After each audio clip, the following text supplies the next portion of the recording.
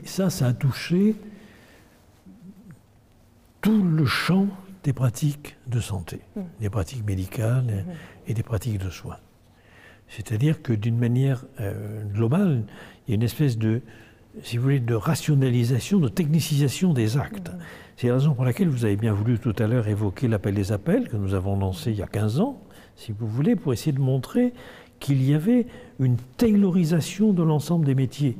C'est-à-dire que jusqu'alors, lorsqu'on parlait de Taylor, l'organisation scientifique du travail, ça concernait les ouvriers et les employés. C'est-à-dire qu'en gros, vous vous souvenez des temps modernes de Charlot, Chaplin, en train de visser des boulons sur une chaîne de production automatique de pièces métalliques. Eh bien, si vous voulez, ce geste de Charlot, ce geste, n'est-ce pas, n'est pas qu'un geste professionnel.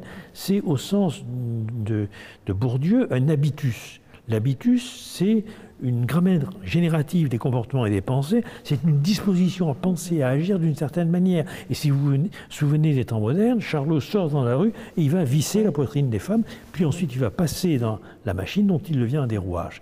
Eh bien, cette taylorisation des tâches de l'ouvrier qui perd sa qualité d'artisan, qui perd sa substance œuvrière au profit justement d'une production automatique d'actes qui sont calibrés, eh bien cette taylorisation, aujourd'hui, vous l'avez dans l'ensemble des métiers, et notamment des métiers du soin. C'est un point extrêmement important. Mais c'est une prolétarisation aussi, c'est une perte c'est ce que j'appelle la prolétarisation. Du savoir-être.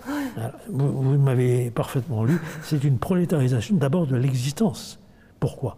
Parce que cette prolétarisation des métiers, c'est-à-dire cette confiscation du savoir, du savoir-faire et du savoir-être au profit du mode d'emploi de la machine qui prescrit à l'ensemble des professionnels, qu'ils soient chirurgiens, qu'ils soient magistrats, qu'ils soient journalistes, qu'ils soient psy, qu'ils soient éducateurs, prescrit des comportements qui sont définis par, si vous voulez, du droit mou, c'est-à-dire par des règles de bonne pratique, eh bien cette prescription les prive de la dimension créatrice, œuvrière de leur métier.